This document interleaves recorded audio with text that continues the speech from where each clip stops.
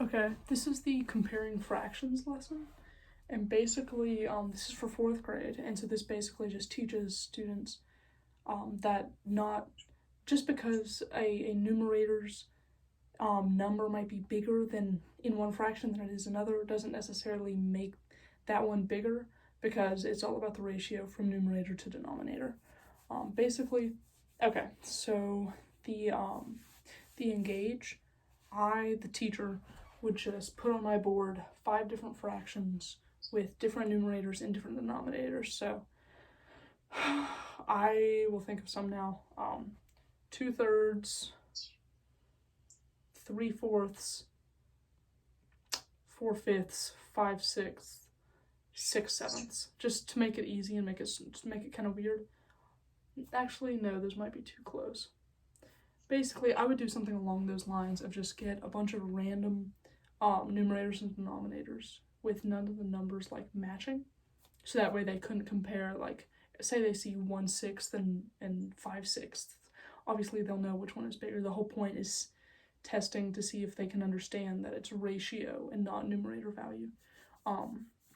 Basically, I would put 5 fractions like those up on the board, and then I would just say, "Hey class, everyone kind of work together in your groups and see, like, put them in order from least to greatest. What's your guesses?" And basically, at this point, it's engaging because the kids get to, like, it's kind of like a puzzle, because they don't really know how to do it just yet. And so they're just kind of sitting there guessing, discussing with classmates, kind of like, "Oh my gosh, how do you even do this?" And they get really excited. And so that's what's engaging about it. And basically, while they're all figuring that out, I can walk around and I can just kind of get an idea of where they're at and see, like, the way they're thinking about it. I'm hoping they'll think it through, like, oh, well, 2/3 and 4/6 or 5/6.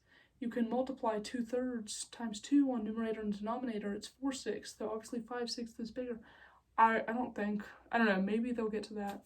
That's what I would hope I could see them kind of get towards, but I wouldn't expect them to. Next, for the explore, this is kind of more of an engage than an explore. However, I think these two can kind of work together, at least the way I have it set up. So basically, after the kids have kind of discussed and kind of like come up with their predictions as to what's least and what's greatest, I then say, okay, if you had trouble with that last problem, now think, what if we were to put it on a number line? And basically what I will have done is I would have a number line on the ground made out of masking tape and just representing numbers with the little notches in between the tiles, like the lines in between the tiles. And I could be like, oh, well, if this is 1 here, about where would 3/4 be? And so basically I could get the students to represent a certain number, like 5. Say I have those 5 fractions up on the board. We get 5 students to all like represent a fraction. We could put them on the number line, get the class to decide where they would stand on a number line relative to the whole numbers.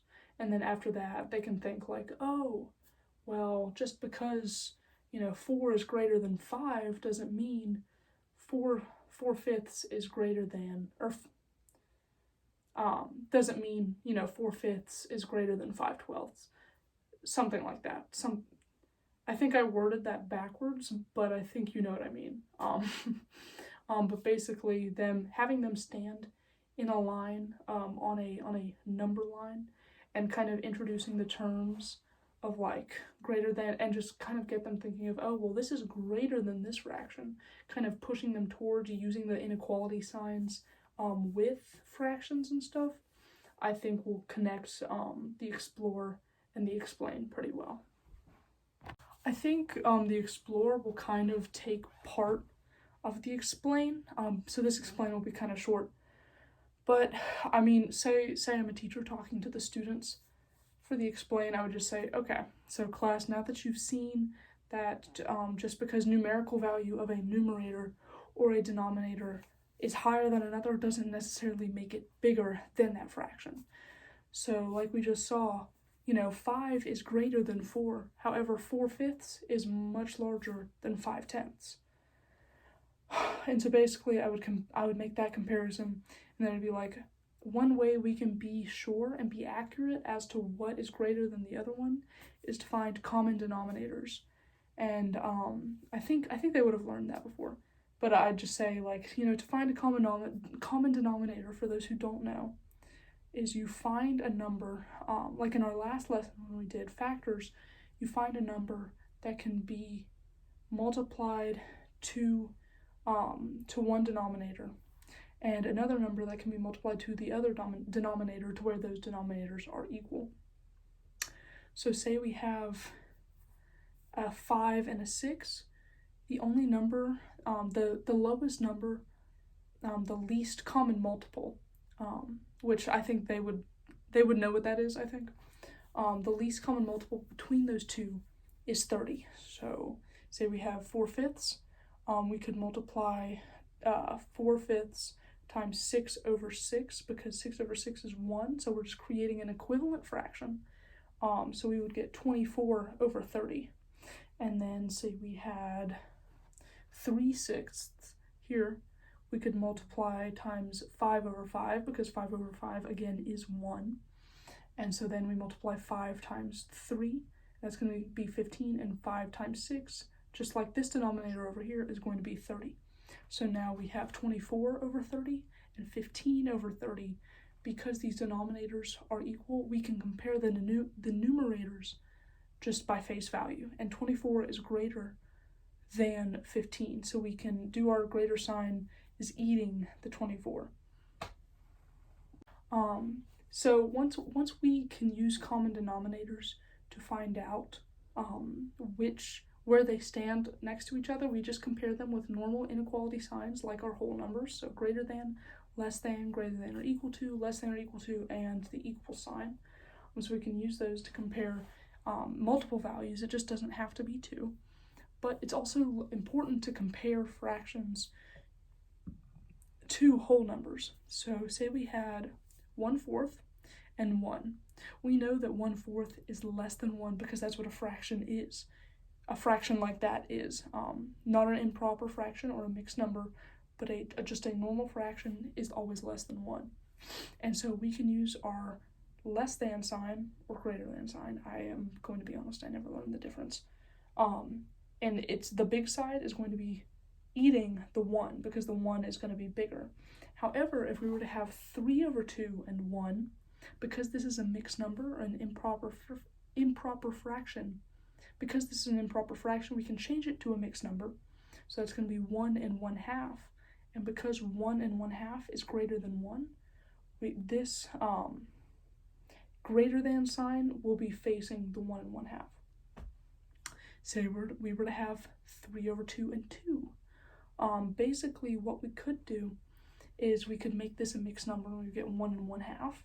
We know 1 and 1/2 is less than 2, so then this would be facing the 2. So it's really the same deal when comparing with whole numbers. You either make it a mixed number, so that way it's easier to compare, or you just understand that it is less than 1 because it's not a mixed number or improper fraction. The second way to determine how fractions are compared to each other is what we just learned, is with a number line. This helps if you don't know the least common multiple. You can just put them both on a fraction or on a number line and see basically which one is to the right is going to be the greater one, and whichever one is to the left is going to be the smaller one. And so say we had a number line like we have on the floor right here in our minds right here. So 6/8 would be right here, once again pointing to an imaginary number line, while 1/5 is going to be right here.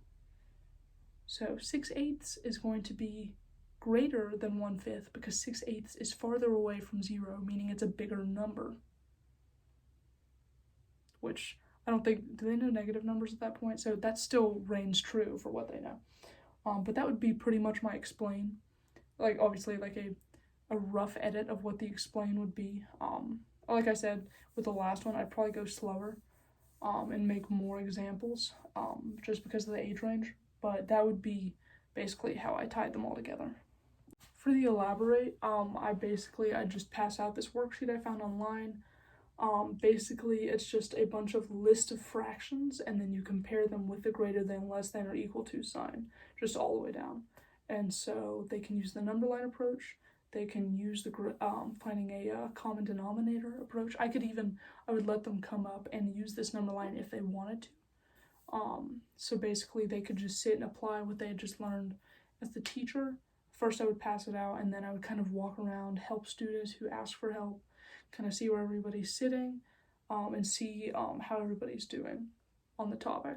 And that's about all I'd do for the elaborate. For the evaluate, like the last one, I would just give them an exit ticket, and basically on this exit ticket, before they'd leave, I'd ask them, hey, think of 5 fractions with different numerators and denominators, like I showed you at the beginning of class, but different numbers, and basically compare them. Say which one is least, which one is greatest, using the greater than or equal to, greater than or less than signs. And basically, I'd give more explanation if they were confused. I don't think those instructions were that clear. But basically, they could just write out 5 random fractions, put them in order. If they got it like 1 or 2 wrong, I would think it's just like, oh, simple mistake. Maybe they had trouble like understanding how to find the common denominator. If they got them all wrong, maybe they would misunderstand like which sign means which. I still confuse that. If they missed like probably more than 1 or 2, I would be kind of worried if they like retained the information from the lesson. But overall, I think they'd be all right, and I think that's a pretty solid evaluate to kind of figure out where they're standing. But that's the lesson. This was also a very fun one, so thank you.